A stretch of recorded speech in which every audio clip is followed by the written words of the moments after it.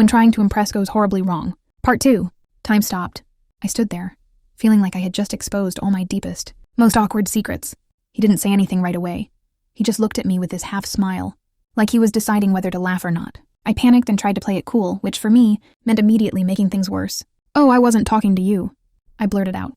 "I was practicing for, an audition." "An audition? At the gym. Totally believable, right?" He raised an eyebrow and said, "An audition for what?"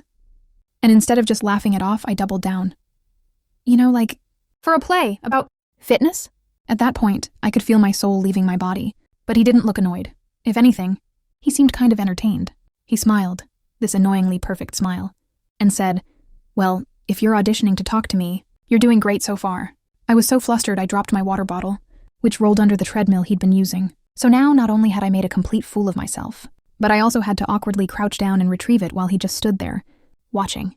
When I finally stood back up, cheeks burning, he said, "If you still want to ask about pre-workout flavors, mine's watermelon. I could give you some tips sometime." I barely managed to nod and squeak out a, "Thanks," before practically running out of the gym.